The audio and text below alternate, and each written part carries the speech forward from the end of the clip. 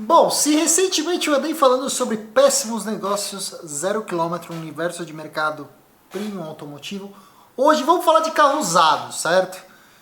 Que é como eu sempre falo para todo mundo, gente. Não tô aqui para botar preço na coisa dos outros, mas eu acho que a partir do momento que alguém se sente na posição de tentar dar uma especuladinha, botar um valor meio fora de mercado em alguns produtos, eu acho que quem está disposto a fazer isso também tem que estar disposto a entender que pode aparecer alguém que vai falar e tentar reduzir a assimetria informacional para justamente ajudar o mercado, evitar que alguém que tem um sonho cometa um suicídio financeiro a comprar um carro precificado completamente errado. Mas vamos lá, vou tentar manter uma certa seriedade. Novamente, eu não estou aqui para criticar o carro em si que eu estou falando. Eu até acho que todos os veículos aqui têm sua proposta, têm seu mérito, são carros bacanas. Porém, a meu ver, são carros que eu entendo ser um suicídio financeiro justamente pela questão dos valores que estão sendo praticados, tá? Sem mais delongas, vamos aos carros, certo? E vocês vão ver que aqui não tem bairrismo não, porque eu vou começar falando de um carro que eu tenho uma paixão muito grande. Eu tenho uma versão muito parecida desse carro, inclusive na minha garagem, que é um Porsche 911 Turbo, tá? Mas especificamente um Turbo S 2011 blindado, tá? O carro está sendo vendido, ou melhor, anunciado pela bagatela de R$690 mil. Os turbos da geração 997, né? Aqui no Brasil, especialmente, teve um fenômeno muito pontual e localizado, que é os turbos da geração 9971 começaram a pegar muito valor. Tá? Por quê? Porque eles são designados como o último turbo com a motorização arquitetada originalmente por Hans Mesger, um mítico engenheiro da montadora, responsável por motores como aquele que foi debaixo do 911 GT1 de corrida, responsável por basicamente todos os motores de 911 turbo da Porsche. E o que acontece, né? Esse motor era um 3.6, 6 cilindros, boxer, com turbina de geometria variável. Esse carro começou a pegar muito valor aqui no Brasil, um mercado muito específico. De um lado, pessoal que compra esses carros para fuçar, para tirar muita potência, porque o motor é realmente muito forte, muito troncudo para aguentar torque e potência. Do outro lado, o pessoal meio querendo comprar o último 911 Turbo com câmbio manual. Erraram, porque na realidade o 9972 ainda é um turbo que tem a opção de câmbio manual. E bom, esses carros começaram a pegar um valor vertiginoso aqui no Brasil. Lá no exterior, isso é um fenômeno que não aconteceu com a mesma intensidade, tá? Primeira premissa. E o que acontece? É natural que os turbos 9972, apesar de não terem acompanhado o mesmo ritmo dos Mesger, também tenham se readequado um pouquinho para cima, né? Os 9972 que eu estou falando já passam a ser um motor novo, de injeção direta de combustível, com uma cilindrada maior 3.8. A partir de 2010, aqui no Brasil, esses carros chegam, o famoso turbão PDK, do qual eu sou um feliz proprietário de um. E uma das vezes de eu ter corrido para comprar o meu carro, acho que eu fui o último a comprar dentro de um preço que eu julgo aceitável. Se ele continuar subindo, eu já teria partido para outro tipo de produto, tá? Mas bom, vamos voltar aqui. Feita essa explicação, esse contexto. Quando a gente fala do Turbo S, o turbo da geração 997 mais raro de fabricação é o Turbo S. Tá? O Turbo S ele só existiu na geração 9972, é um carraço, tá? Ele é full spec, ele é completamente cheio de opcionais. Aqui no Brasil todos os carros vieram recheados com freio de cerâmica, roda de cubo rápido, lente de farol branca na traseira, bancos bicolor, tá um carraço, gente, não tem nem o que falar. Ele tem 30 cavalos a mais do que o turbo original e tem um overboost que deixa ele um pouquinho mais de torque, tá? Mas o ponto da história toda é, em termos de produção global, né, se a gente olhar friamente, esse é um carro muito raro. O próprio Turbo 2010 em diante PDK, ele teve apenas 3.800 unidades fabricadas no mundo. O Turbo S teve cerca de 2.000, 2.000 e pouquinhas. O carro é raro. Acho que se esse carro não fosse blindado, inclusive, a R$690 mil eu não acho que o preço está completamente fora, especialmente jogar pelo estado de conservação e quilometragem dessa unidade. Mas blindado, infelizmente eu tenho que dizer assim, eu respeito, eu sei que cada um tem sua prioridade, sua forma de uso do automóvel, às vezes o cara quer usar o carro todo dia, mas tem carros e carros, né? Um turbo PDK blindado já seria uma tampíssima da panela, né? Aquela coisa assim, até você achar a panela para botar a tampa em cima, Quando você pega um Turbo S, que é um produto altamente colecionável, eu diria o seguinte, é um dos carros mais invendáveis possíveis e imagináveis, na minha humilde opinião. Então, para esse carro ter giro, ele teria que custar consideravelmente barato. Aliás, até, se não me engano, 2017, esse mesmo carro estava anunciado por um preço na casa dos 400 mil reais, 400 mil reais baixos. Então, assim, para mim se torna um pouquinho difícil de digerir pagar 690 mil num carro hiper raro, hiper colecionável, muito bacana, mas por 690 mil e blindado. Infelizmente é o carro errado para ser blindado, tá? E aí, já que a gente falou e fez toda essa introdução sobre turbos 997, esse fenômeno no Brasil, só para explicar, globalmente são mais de 20 mil unidades de turbo 997 fabricadas, tá? A geração Mark I. Tudo bem, nós temos cabrios, temos cupês, temos Tiptronic e temos manuais. Mas é um turbo basicamente tão fabricado quanto a geração 996, tá? Então, mundialmente, esse fenômeno do turbo 997 valorizado, eu acho que é muito La La Land, eu acho que méritos até para o grupo de proprietários do Brasil, eu tenho muitos amigos com esse carro, gente, não me levem a mal, é apenas a minha opinião, não quer dizer que eu desgosto de nenhum de vocês, mas acho que vocês têm que estar dispostos a ouvir um outro lado dessa moeda. Porque eu acho que chega uma hora que esse mercado entra num frenesi louco, que um vai falando, que diz que o outro falou, que diz que vendeu, e de repente a galera tá pagando muito caro mesmo, tá? E até fiquei sabendo, na época que eu tô gravando esse vídeo, que teve um turbão 997 1.5, né, que os carros fabricados em 2009, né, que ainda são Mark I, porém com a PCM 9, o farol todo vermelho, tradou aí por na casa dos 600 mil reais, um carro com mais ou menos 20, 25 mil quilômetros. Puta, bacana, fiquei sabendo que tem uma outra lá que tem uma proposta de 850 pau e tal, mas são todos carros fechados e com câmbio manual, em estado de conservação simplesmente impecável.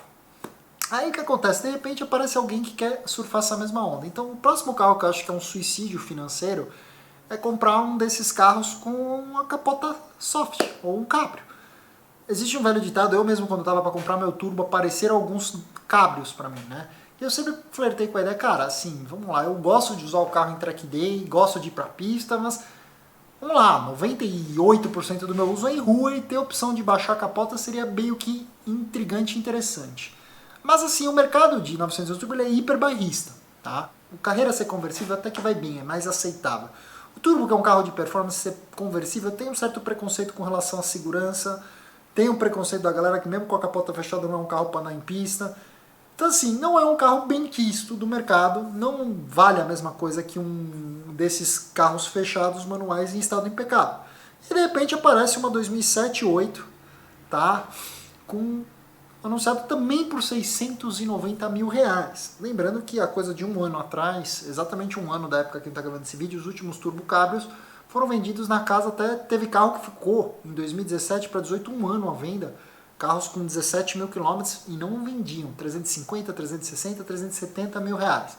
Hoje, esse carro está anunciado por 690 mil reais. A meu ver, é um caso clássico e típico de suicídio financeiro você comprar um negócio desse.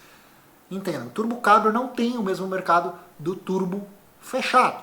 Tá? Tudo bem, o carro pelo menos tem um câmbio manual. Só para explicar para vocês, o carro tem menos rigidez estrutural, o carro torce mais a carroceria e em média o turbo cabrio ele é de 50 a 60 kg mais pesado do que o turbo fechado. Tá? Tudo bem, estamos falando de 480 cavalos para 63,2 kg de torque, ainda faz um 0 a 100 em 4 segundos, ainda atinge a máxima de 310 km. O problema é que turbo cabrio infelizmente não navega o mesmo mar. Então assim, se fosse um turbo, vamos dizer assim, dadas as circunstâncias que eu não concordo, eu não compraria.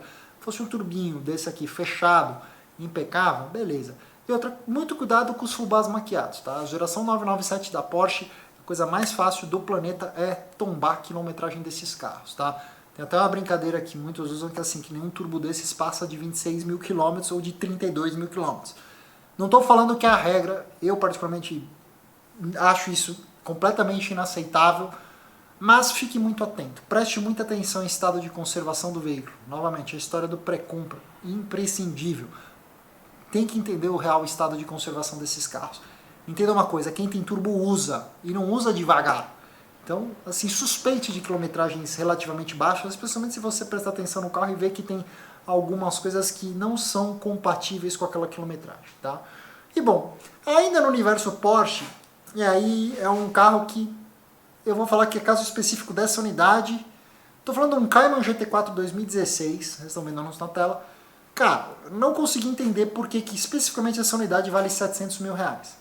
Isto é dar um tiro no pé gigantesco. Vamos lá, o que está acontecendo? O GT4, a versão semipista, lançada em 2016, ele usa exatamente o mesmo motor 3.8, 6 cilindros boxer aspirado, que estava debaixo do capô do Carrera S9972, lá de 2009 a 2012. Tá?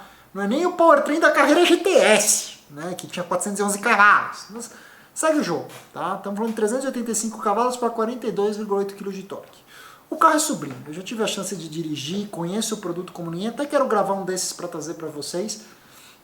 Pensa num carro bom de direção, pensa num carro gostoso. Não é um carro veloz, não é um carro hiper, assim, de meu Deus do céu, vai tirar o fôlego. Eu acho que o carro, e é notório isso que eu vou falar, ele tem um escalonamento de marcha muito longo, como manda um figurino semipista, mas acaba dando uma capada no comportamento do carro. A Porsche também capa bastante o corpo de borboleta.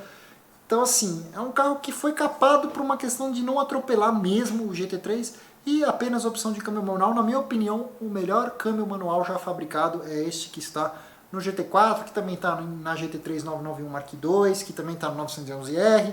O carro tem o Auto Heavy Matching lá, quando você tira o pé, ele faz os ponta-atacos sozinhos para você.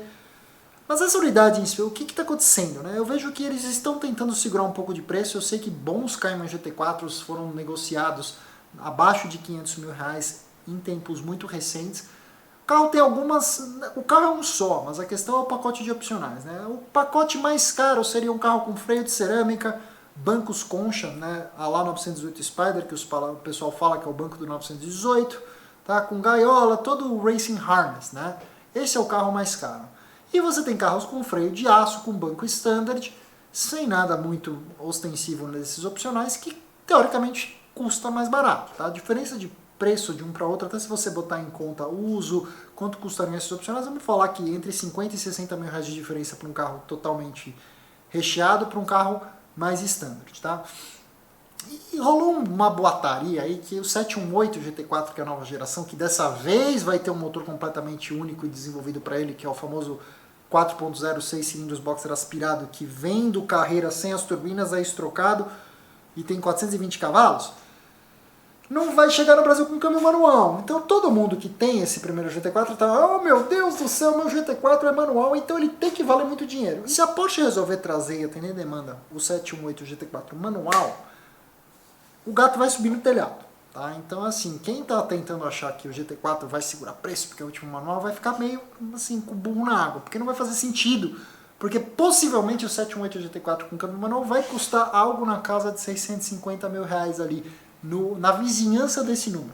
Tá? Então, qual que é a razão de você comprar o primeiro GT4 nesse valor? E esse carro em específico que está anunciado está muito fora de preço, porque tudo bem, até percebi que ele está com freios de cerâmica. Vamos torcer para não ter sido apenas uma questão de ter pintado a pinça, tá? Que acontece muito, pinça pintada de amarelo. Porque amarelo é a cor que a Porsche designa para todos os PCCBs, tá? Porsche Carbon Composite Brake, né? Mas assim, 700 mil reais, não é uma cor exclusiva, é a cor prata, o banco é standard, então fica meio difícil de justificar. A meu ver, é assim, completamente suicídio financeiro este carro especificamente. Próximo carro é um carro que teve sua proposta, eu não vou ficar criticando aqui, porque muitos dizem ter sido a pior Ferrari moderna já fabricada, nós estamos falando da Califórnia, tá? As Califórnias, elas são Ferraris meio mal compreendidas, que elas foram criadas pensando num uso mais frequente, numa usabilidade diária maior. Tá? Foi o carro que inaugurou o câmbio de dupla embreagem para as Ferraris. No caso, na primeira versão, motor 4.3 V8 aspiradão com 460 cavalos para 49 kg de torque, 0 a 100 na casa de 4 segundos e máxima de 310 km por hora. Na prática, eu já tive a chance até em evento da Embraer, na época com o Carrera S que eu tinha, de acelerar lado a lado por 3.200 metros, saindo parado com uma Califórnia. Sinto informar, meu Carreirinha S despachou a Califórnia. Tá? Mas esses carros eles tiveram um preço bem que adequado até alguns tempos atrás, você pagava 750, 770. Por algum motivo sórdido, agora alguém resolveu que as Califórnias devem voltar a valer mais de 1 milhão. O carro que eu estou botando aí na frente para vocês, eu se não me engano, até uma Oakley Design, tem a roda diferenciada, a mola.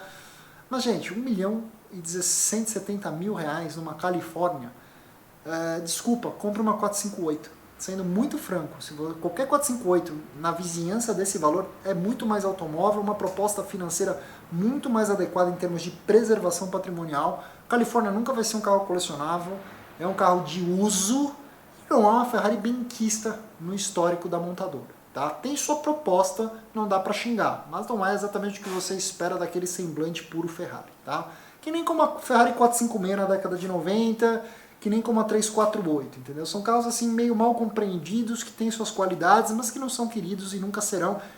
E não adianta o pessoal querer fazer Califórnia valer dinheiro, porque não vai. O próximo carro nessa lista é um carro também italiano.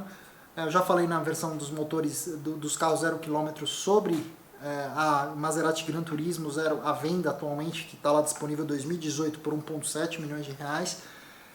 E bom, uma Maserati Gran Cabrio, né? Lembrando só para contar uma coisa para vocês, né? A Gran Cabrio é um carro que pesa basicamente quase 2 toneladas, não parece, né? É um carro bonito, um baita roncão de motor, é um 4.7 V8 aspiradão. Nesse carro com 460 cavalos para 53 kg de torque. No final de vida desse carro, a Maserati enfiou um ZF de 6 marchas lá que cumpre a tabela. Então assim, não estraga, mas você tem um design maravilhoso, um belíssimo ronco, ponto final. Tá? Um carro que está fazendo hora extra, um carro que, pô, em 2018 fez basicamente 11 anos de vida. É um carro extremamente desdefasado, obsoleto, que não entrega tanto em termos de desempenho, com uma parte mecânica que é meio dolorosa de mexer, não é exatamente um carro muito confiável. Tá? A parte boa disso tudo é que a 1.100.000 reais por uma Gran Cabrio 2018, ela é basicamente 600 mil reais mais barato que uma 0 km. Mas ainda assim, suicídio financeiro, o desejo por esse carro hoje no mercado é baixíssimo. Tá? Ninguém que gosta e entende de carro, você vai ter que pegar alguém muito desavisado. Tá? E por último, uma homenagem a todos os meus amigos do clube da SLS. Galera, não me levem a mal, eu espero que vocês entendam o que eu estou falando aqui. SLS, a versão fechada, realmente ela pegou o valor, ela valorizou, mas eu acho que o movimento deu uma acalmada. Tá? Hoje você não precisa ir muito longe. Tá? O principal argumento pessoal é que as SLS subiram muito de preço lá fora, só que são carros que têm uma oferta demasiada. Ah, mas os carros que eram brasileiros todos com baixa quilometragem foram exportados e bababi bababá. Mas quando você começa a pesquisar anunciados lá fora, especialmente os carros Brasil, tá? Eu sei que a SLS veio essencialmente para o Brasil até 2012, eu não sei se depois desse ano, eu sei que ela ficou em produção até 2014, mas eu não sei se a Mercedes trouxe ela novamente, tá? Eu não tenho muito conhecimento de carros pós 2012. E eu vou dar a mão a torcer um pouquinho aqui, que o carro pegou um valor, a gente viu algumas unidades trafegarem acima dos 200 mil dólares lá nos Estados Unidos, mas aí nós estamos falando de carro, até se você consultar na época que eu estou fazendo esse vídeo, de carros acima de 2012. 2012, 2013, 2014, você encontra esses carros com baixíssima quilometragem por um valor avantajado. Agora, quando a gente cai para um carro mais no perfil Brasil, carro 2010, 2011, com suas 10, 11 mil milhas, esses carros você já começa a encontrá-los por um preço bem interessante, 130, 140, 150 mil dólares. Tudo bem, se você fosse converter e importar, que eu acho que não faz sentido nenhum, porque o carro não pode ser importado, porque ele não tem 30 anos. Tá, vamos lá. Eu consigo entender a argumentação em favor da SLS fechada. Especialmente aquela lá que tem o bucket seats, que tem o freio de cerâmica. Puta, eu entendo, cara. Vamos lá.